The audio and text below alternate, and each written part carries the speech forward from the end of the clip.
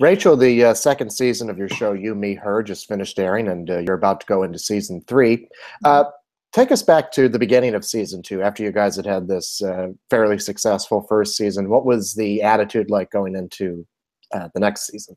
I think everyone was just really excited that we had the chance to do a second season, because so many shows get, even if they're quite successful or have a good following, they get cut short. So I'm just really excited that we got to do a second season and we get to do a third season. I feel that with DirecTV, we really have their support behind us, and it feels good. Well, what are some of the ways that your character, Emma, has grown and changed in the second season? It's interesting because there's no time lapse between the first and second season. It picks up right after the first season ends. And then it also takes place in a short period of time.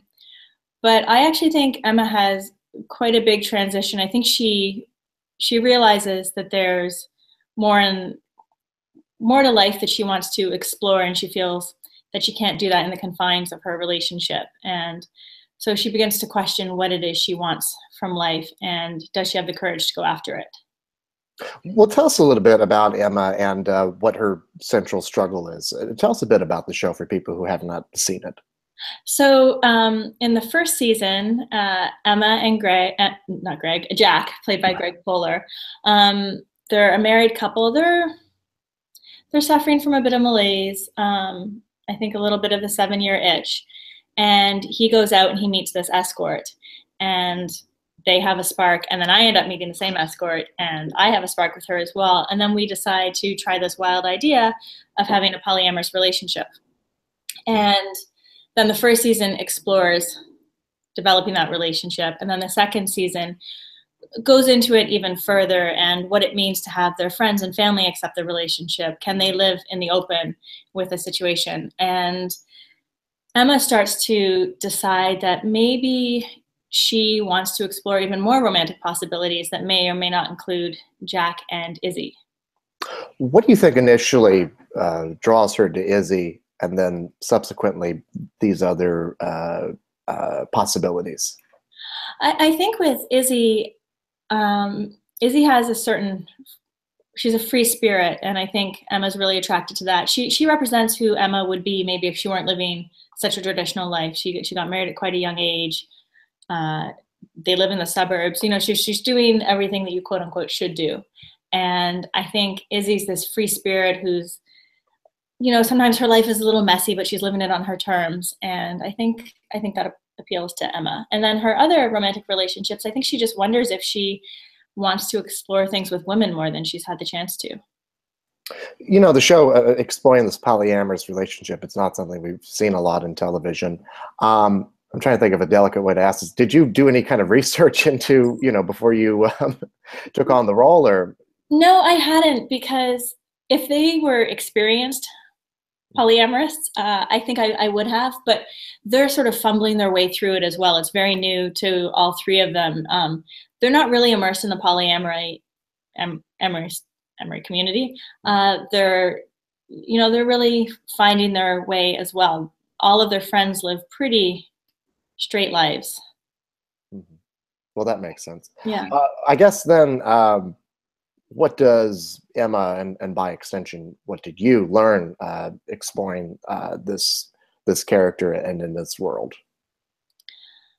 What did I learn?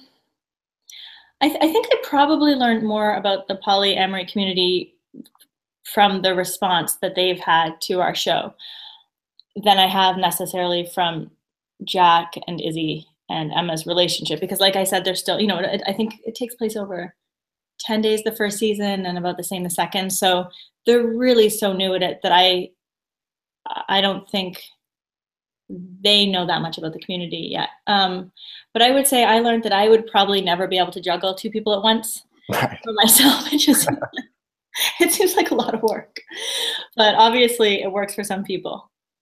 It's hard enough juggling one person, so I guess. Yeah, exactly. Aside from the romantic possibilities, what are some other things that Emma learns about herself through the show? Yeah, I think the romantic possibilities, it sort of leads into other areas of her life, and that she realizes that she really with her job, she has a lot of career ambition that goes beyond Portland. And at the end of, should we say the end of season 2? I guess it's been out now, so it's not really. It's been out for a while, yeah. But she gets this great opportunity in Seattle, and she leaves to explore that. And I guess that's it in terms of everything that the relationships led her to think, is that there's more to life in every aspect of life, not just relationship-wise, but career-wise, and maybe even friendship-wise. Her friendships become a little bit tested and maybe stuck. And so I think she just wants to go out and explore more. Speaking of Portland, I know you guys shoot this in Vancouver, but nevertheless, it is set in the Pacific Northwest and in a particularly idiosyncratic part of it. What do you think that setting added to the show and adds to your character? Well, I love Portland. I love Vancouver too, but I do wish we got to do some exteriors in Portland. That would be fun, especially at Voodoo Donuts. But I think Portland's really interesting because it's a really progressive city, but then they also have these sort of conventional suburbs as well. So you could be living your white picket fence life, and at the same time, just downtown Portland, I'm sure anything goes. And so I think that dichotomy is kind of interesting.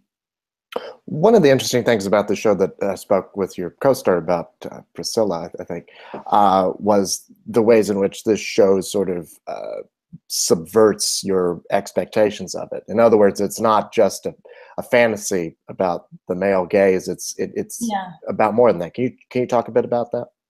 Yeah, I think it's really a show about relationships. And both times we've had our first season director was Nisha Ganatra, who was really aware of the male gaze and kind of subverting it. And Sarah St. Onge had the same perspective and the same skills. And I think that I think it's very easy for a show like this to be about just one dude living with, 2 girls. But it's about their relationship and the complexities of the emotions that go along with this. And I think that's what appealed to me about the show in the first place, is that there are so many different kinds of relationships to explore that we don't really get to see. And I mean, I'd love to see the show branch out and even explore more of those relationships, because they come in so many different ways and you don't see them on television that often. I feel like we're just starting to. You mentioned the 2 directors, and I mean, you had one for season 1 and another for season 2. What did they give you that helped in your performance? They both gave us a lot. In the first season, Nisha has an incredible skill with comedy and drama, which is what the show depends on, I think. But she also, because we had I think a week together, and then we started shooting, and the shoot is quite quick. It's 8 weeks, 7 or 8 weeks. So we do a big page count a day, and we have so she gave us this experience where we just did sort of old school drama techniques, where we really got to know each other and got just the chemistry established, that when we were on set, we didn't need to work on that. It was just there, and that was kind of invaluable.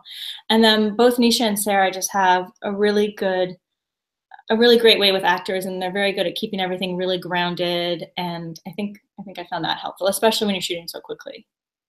You bring up that chemistry, and I mean, working with Greg Poehler and Priscilla Faia, what were some of the other ways that you guys have been able to create that kind of bond between the 3 of you? Because I mean, it's very integral to the show. I think the foundation that we started with those drama exercises was really, really helpful. But then I think you just spend so much time together. You're on set for 14 hours a day, and also they're both really great and really fun. So that just kind of creates an automatic chemistry, and you're in it together. You're doing also these kind of intimate scenes together. I think that creates chemistry. So, to say the least, yeah. John Scott Shepard as well, your creator and writer. Working with him, what does he give you guys? What insights? He's great. John has a very clear idea of what he wants and how he sees the show and this world that he's created. And I think that's always kind of invaluable to have someone at the helm who knows exactly what they want. And yeah, he's just created this really rich, diverse, interesting world, which is kind of fun to play with. In your opinion, what were some highlights, particular episodes that really showed off Emma's character? I think the first episode of season 1, the pilot. I think when Izzy and Emma go on a date together, I forget which number that was in season 1. And in season 2, I think probably the last episode when she makes her decision of what she wants out of life. What stood out to you about that one? Was it just her coming to this decision about her life, or? I think it's that she had everything seemingly that she had wanted initially in terms of the throuple, and then she realized it wasn't what she wanted, and that she had the guts to question it. Right. Now, have you started shooting season 3 yet? No, I think we start in the fall. Can you give us any kind of indication of where the show might be heading in that direction? Have you read any of the scripts yet? No, you have to ask John for that. I wish I could. I don't know. Well, I look forward to it. Rachel, thank you so much, and congratulations on your work. Thank you. You're welcome. You too.